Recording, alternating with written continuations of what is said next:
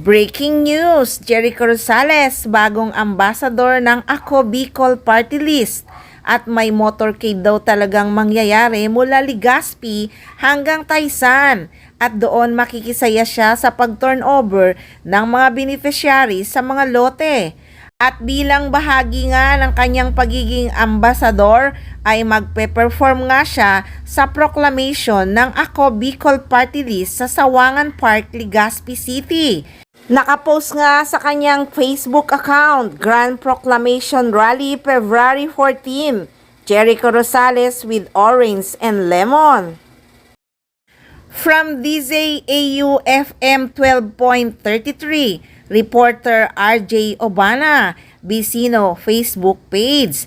Bagong ambassador ng Ako Bicol Party List na si Jericho Rosales, balik Legazpi City ngayong araw.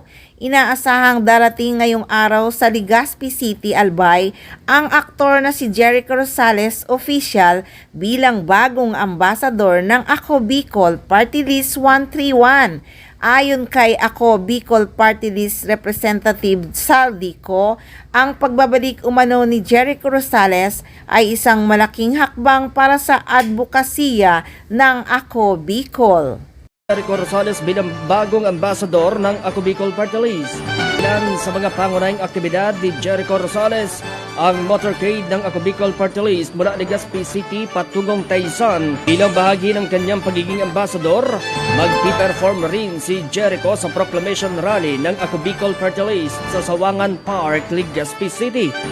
Wow na wow! Proud na proud talaga si Janine kay Eko. Biro mo, ambassador ng Ako Bicol Party List. At di ba pangarap din ni Janine maging ambassador? Gusto ko sana maging ambassador or diplomat, foreign service. Oo.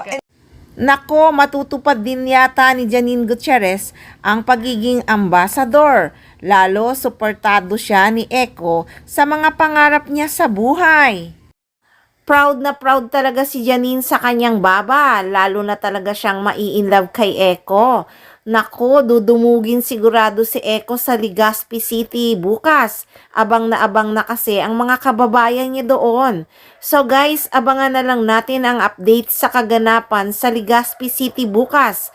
Ngayon pa lang ay sigurado na ang paghahanda sa pagdating ni Eko sa Legazpi City bukas. Kaya marami tayong aabangang updates ng Econim or ni Jericho Rosales sa kaganapan niya sa Bicol bukas. Kaya tutok lang guys, syempre dito lang yan sa mga arteng machika.